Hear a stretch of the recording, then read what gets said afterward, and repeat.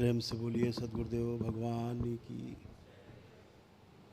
गुरु माता की, भगवान भोलेनाथ की, माता कामाख्या की, सभी संतों की, गौ माता की, बोलिए सच्चे दरबार की, करौली शंकर महादेव धाम की, गंगा मैया की, हर हर महादेव।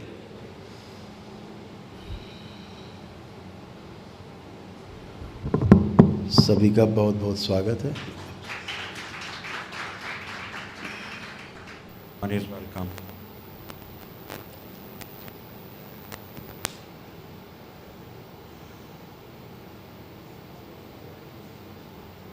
आज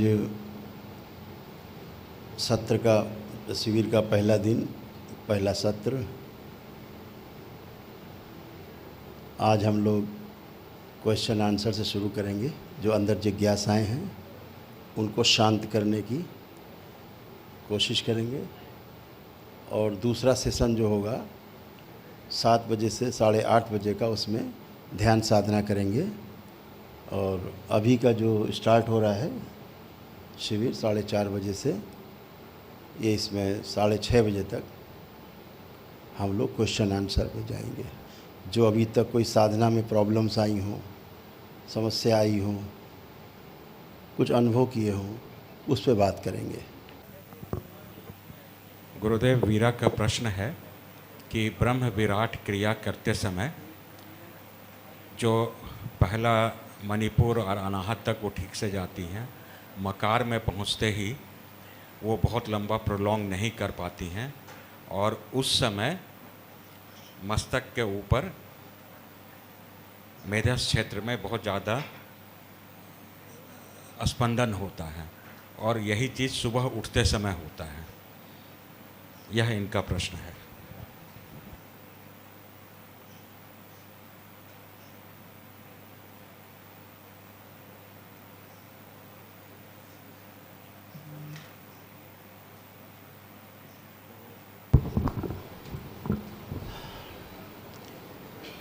बहुत सुंदर प्रश्न किया है, सबके समझने लायक है ये। This is very important and very good question, and this is a question with the answer whereof should be understood by everybody. Tohle je velmi důležitá otázka a odpověď je potřeba, aby porozuměli úplně všichni, je to důležité pro všechny. ये किसका प्रश्न था? वीरा का प्रश्न था। ओह, वीरा। मेरा का। Very good. Velmi- इस प्रश्न का आना ये सिद्ध करता है कि साधना भी ठीक से हो रही है और ऑब्जर्वेशन भी सही से हो रहा है। This question itself reflects and proves that you are on the right path of sadhana, you are doing it correctly, and you are able to observe the process correctly and thoroughly. Ta otázka sama o sobě ukazuje na to, že jsi na správné cestě a že správně dokážeš pozorovat vlastně ten svůj progres.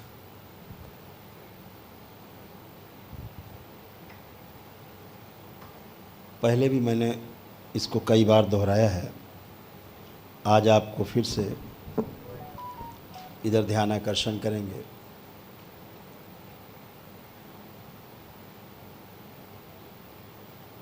जब तक स्मृतियाँ शेष रहती हैं जीवन में, हमारे चित्त में, तो हमें बार बार जन्म लेना होता है। जिस शरीर यात्रा में दी गई स्मृतियाँ जब समाप्त होने लगती हैं, तो वह शरीर यात्रा भी समाप्त हो जाती है। ये नियम है।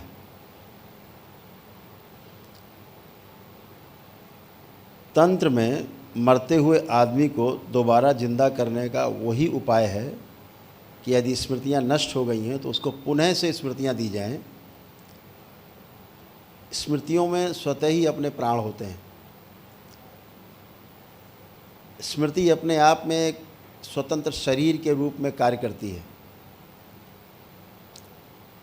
तो जब स्मृतियाँ दे दी जाती हैं मरते हुए व्यक्ति को और अधिक यानी ज़्यादा काम दे दिया गया, एक आदमी सोने जा रहा है, उससे कहा जाए नहीं सोना नहीं भाई, अभी ये काम, बहुत नींद आ रही, नहीं अभी ये काम है, अभी इसको करके तब सोना है। तो फिर वो करेगा घंटा 2 घंटा, कैसे भी करेगा, तो वो समय उसका बढ़ गया, नहीं सो पाया। ऐसे ही मृत्यु का है, यदि स्मृतियाँ उसको मरते हुए आदमी को दे दी जाए, जिसकी श्वास निकल रही है, मर रहा है, रोज़ करता है दरबारी है, मरते हुए को श्वासें दे देना, यदि उसके शरीर के अंग प्रत्यंग ठीक है, जीवन शरीर को चलाने में सक्षम है, तो वो स्मृतियाँ तुरंत काम करती हैं और व्यक्ति फिर से लगता है जिंदा हो गया और अपना काम करता है। तो स्मृतियाँ मिल गई। पहले तो इस बात को ठीक से समझ लेना है। इसी क्रम में जब आगे समझते हैं तो बहुत अद्भुत है।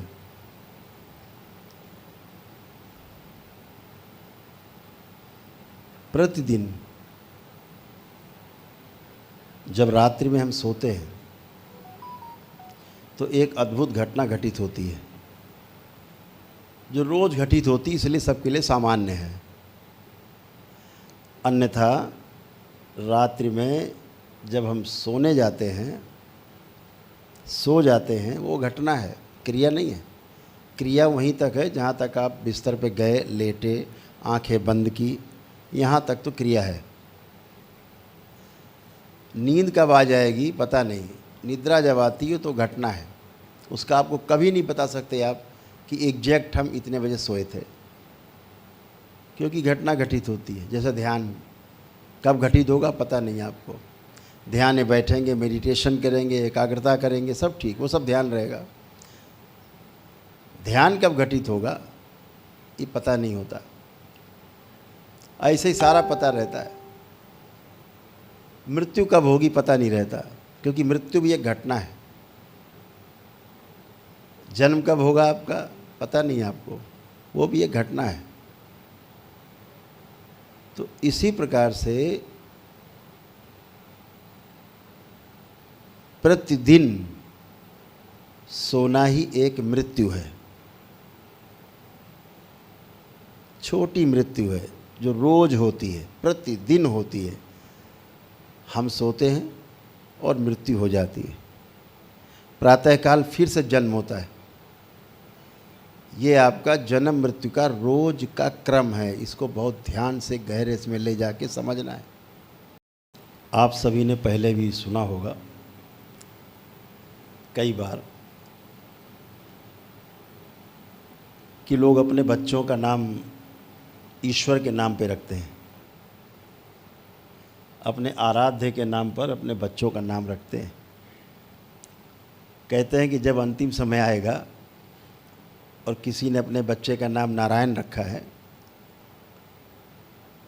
तो बोलता है नारायण। ऐसे नारायण के स्मरण से अच्छी स्मृति आती है और वो नारायण को लोग को प्राप्त होता है। शरीर छोड़ते समय अंतिम इच्छा उसकी नारायण के साथ जुड़ जाती है।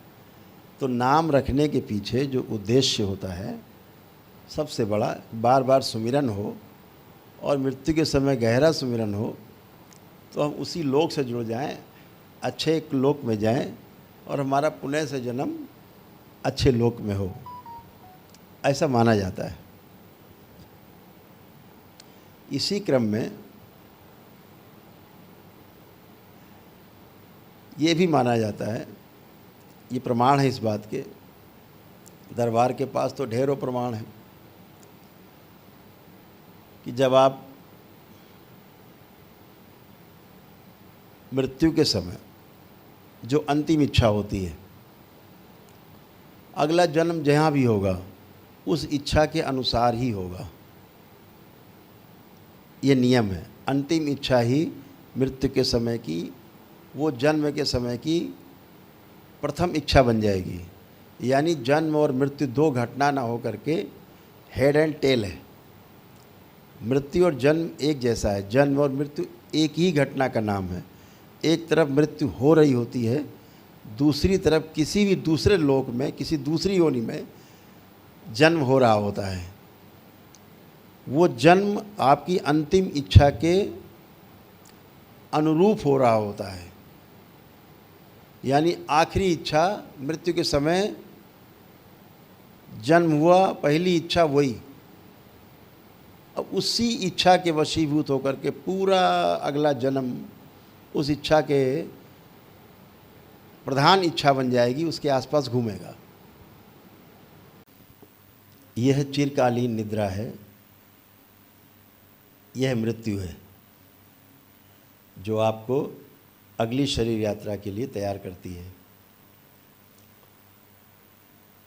तो जैसा मैंने कहा कि मेरा का जो ये प्रश्न है इसलिए बहुत अच्छा है, प्रमाणित करता है कि ठीक से ध्यान दे पा रहे हैं, ठीक से ऑब्जर्व कर पा रही हैं, इसलिए प्रश्न उनका ठीक ठीक आया है।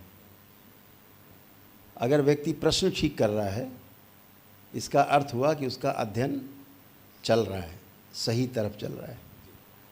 दरबार का ऑफिशियल चैनल करौली सरकार ईश्वरीय चिकित्सा विज्ञान केंद्र चैनल को जरूर सब्सक्राइब करें। नमः शिवाय।